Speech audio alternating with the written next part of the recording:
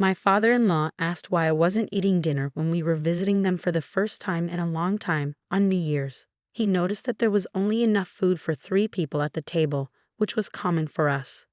"What do you mean it happens all the time?" my father-in-law asked, looking confused at my mother-in-law and husband. While chewing on the hamburger steak I made, my mother-in-law casually replied, "Ruby is our slave. She stays in the kitchen to take care of us while we eat." My husband sipped his beer loudly and said, as expected, "I take her to my mom's house every weekend to help with the housework. Even though you can't have kids, I let you stay here. You should appreciate it and do your best for my mom." I didn't want to go to my in-laws' house, but I had no choice. Even if I refused, my husband would make me go, knowing I had a short temper and trouble speaking up. Recently, my husband greeted me by saying, "Mom, I brought a slave." My father-in-law didn't like the way they called me a slave. He said, "That's a normal family with children." Ruby's infertility took away the possibility of grandchildren for me. "Ruby, it's not your fault. Stop letting them bully you." But my mother-in-law and husband were dismissive. They told him to stay out of it, saying, "You didn't have to watch Mom lose the chance to have grandchildren." As I listened to them, I ground the coffee beans. They always asked me to bring them coffee right after finishing their meals. I was so busy running errands for my mother-in-law that I only had time to eat a piece of sweet bread earlier. I was hungry too, but there was no time to think about it. I watched one coffee bean fall from the grinder to the floor. My name is Ruby, and I'm a 37-year-old housewife. I work part-time in the kitchen of a family restaurant during lunch hours. My husband and I rent an apartment. I used to work at the same bank as him, but I left 3 years ago to focus on fertility treatment. We couldn't have children, so we went to doctors and found out that the issue was on my side. After a year of treatment, I was told I could never get pregnant. After that, my husband and mother-in-law changed. Before all of this, we both worked and managed our finances. But when I quit my job, my husband took over paying the bills and gave me money for living expenses. At first, we lived comfortably on $1,000 a month. When we decided to stop trying to have children, my husband said, "Since we don't need fertility treatments anymore, you can save money." I was confused, he explained. "The treatment was expensive, and I've been giving you more money for living expenses, but you don't need it now. You can go back to work if you want." True to his word, he started cutting back on how much money he gave me. First, it was $800 a month, then $600, and finally $500. There was a time when I was desperately trying to find a job. But my mother-in-law got in the way. She said, "A wife shouldn't work full-time. If you do, I'll divorce you because you won't help with the housework." "So, you're saying I shouldn't work?" I asked. "Well, if it's only part-time, that's fine. But you should focus on Carl and serve me. You can't even give me grandchildren, so this is the least you can do." It hurt. After all the painful treatments, I still couldn't have a child. My mother-in-law's attitude toward me changed after that. She would often call and ask me to run errands for her. "My bathroom is filthy. Come clean it." "I'm going out to dinner with a friend," she'd say.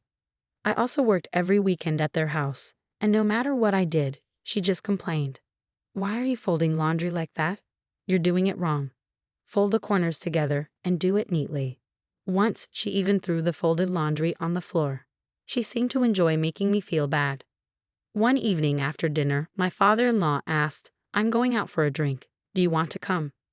I didn't want to, but then he added, "You've been treated so badly by Elizabeth and Carl." His words touched my heart, and I started to cry. He noticed and said, "If you want, you can vent to me." So my father-in-law took me to a small, cozy bar. We sat across from each other at a table. He ordered a beer, and I ordered a whiskey soda. We ordered some mixed nuts and a salad at the restaurant. My father-in-law took a sip of his beer and started talking. "I could tell Elizabeth and Carl were being rude to you," he said. I told him how things had been since I gave up fertility treatments. "I've been treated badly. I'm blamed for not being able to have children, and I'm forced to run errands for them. My husband doesn't even let me work full-time anymore. He's cut my living expenses down to $500 a month." I paused before adding, "What I hate most is being called a slave."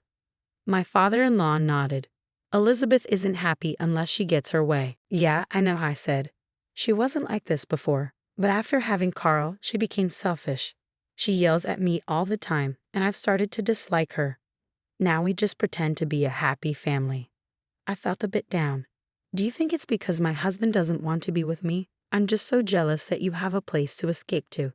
My father-in-law listened quietly, then said, "You're not tough enough to make yourself heard." "Yeah, but talking to you helps me feel better," I replied. "Good," he said with a smile. "I'm glad it helps." Before we left the restaurant, we had one more drink. But when I got home, the situation got worse. I opened the door to find my mother-in-law and husband standing there. "Dad, did you go out with my wife?" Carl asked, staring at both of us. "What?" My father-in-law replied. "I just invited Ruby for a drink." "What kind of relationship is this, going out for drinks together?" My mother-in-law said, looking angry. "Ruby, isn't it wrong for a wife to go to a bar with a man?" She added, "You can't give me grandchildren, but you still have desires." Carl and Elizabeth both pointed at me, accusing me. Then suddenly, my father-in-law shouted, his voice like thunder. "Enough!" He was furious, staring at Carl and Elizabeth. "What's wrong with you two? All I wanted was for Ruby to relax." My heart raced at his anger. I knew that when mild people get mad, they can be hard to deal with. Elizabeth looked scared when she heard him yell. Maybe she had something to hide. "You said, what kind of relationship do you have with your father-in-law, going out for drinks together?" My father-in-law continued, "Well, I took Ruby out to get her mind off things because she's treated like a slave at home." Carl and Elizabeth didn't respond, but Carl said, "Because of Ruby, I can't have grandchildren." My father-in-law shot back, "How can you say that? You hate children." His words made me want to shout, but I held back. My mother-in-law always blamed me for not giving her grandchildren, but she didn't really care about having grandchildren. She just used it as an excuse to blame me for everything. My father-in-law was right. She looked like she was about to say something, but then quickly looked away. Was she afraid of him, or did she not have anything to say back? "Wait, I heard you only give Ruby $500 a month for living expenses. Do you keep the rest of your salary?" my father-in-law asked.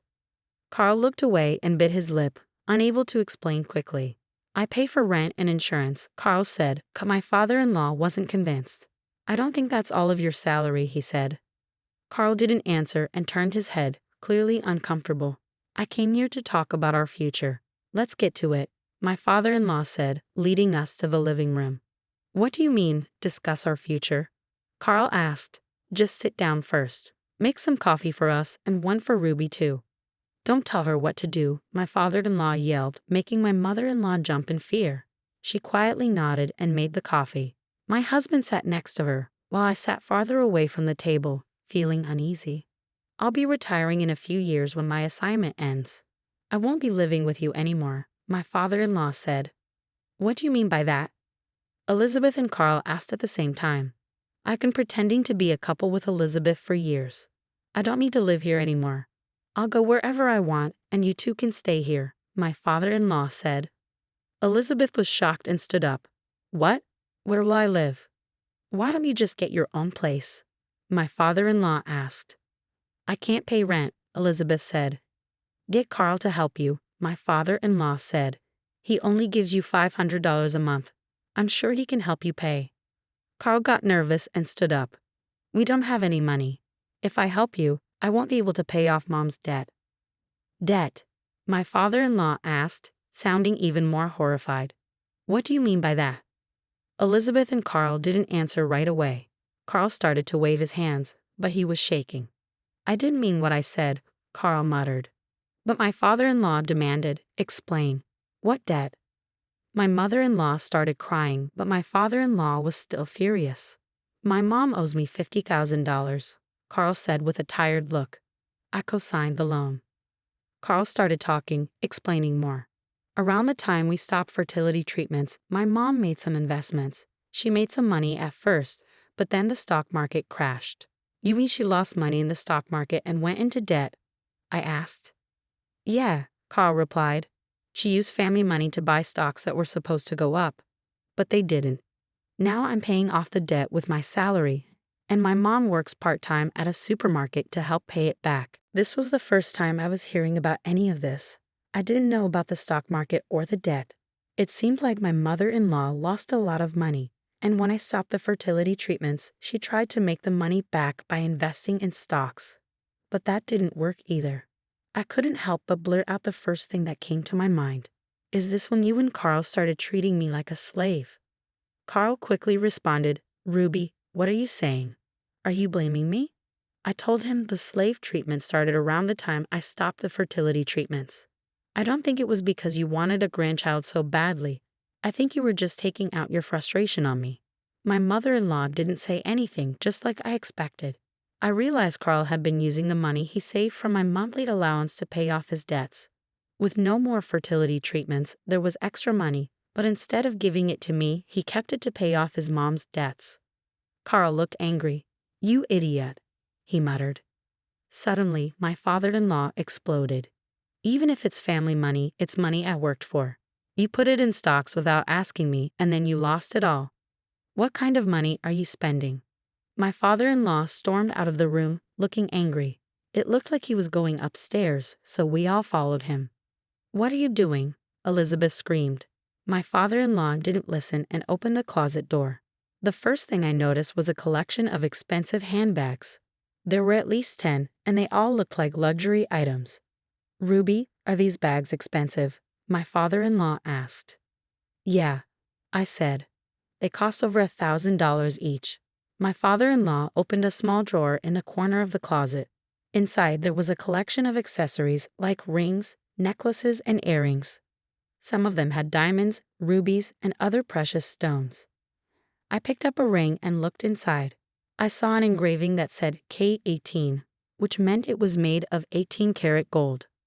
Elizabeth, you bought all these expensive things without telling me, my father-in-law asked. I'm sorry, but I want a divorce, he said, glaring at my husband with disgust. All this spending, investing in stocks without my permission, and treating Ruby like a slave. I want a divorce, and I won't change my mind. My mother-in-law didn't have anything to say back.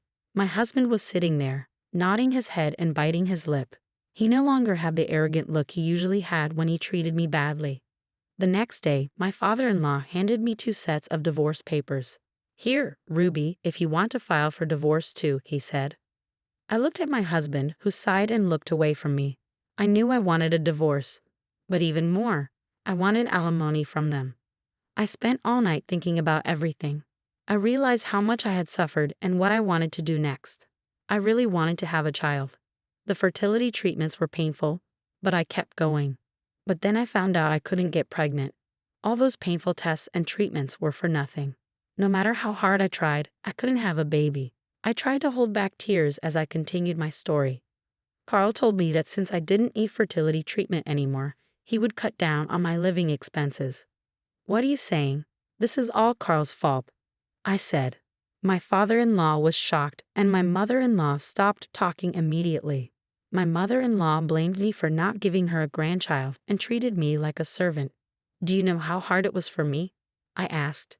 But Carl only needed money to pay off his debts, and Elizabeth was just taking out her stress from losing money in the stock market on me. I want you to pay me back for all of this, I said. Carl didn't answer, just put his hand on his forehead and stayed silent. After the new year, my father-in-law officially divorced my mother-in-law. He sold their house quickly to someone who wanted the land for a new building. My mother-in-law moved into a run-down apartment and now lives there with my ex-husband. They have to pay their debts and alimony to me, which I know is hard for them financially. My mother-in-law works at a supermarket during the day and a pub at night. My ex-husband works weekends at a wedding hall in addition to his regular job. They complain to everyone about how hard it is to pay their debts while seeing other people happy. As for me, I moved into a lovely little apartment and got a job at a security company, thanks to my father-in-law. It's an office job, and he said I could use my knowledge of accounting and my experience working at a bank. My father-in-law told me, I want you to be happy. If you ever need help, just let me know. He's on my side, and I'm determined to do my best in this new chapter of my life. I promised myself that I would succeed on my own. On my first day at work, I wore a new suit and made that promise to myself.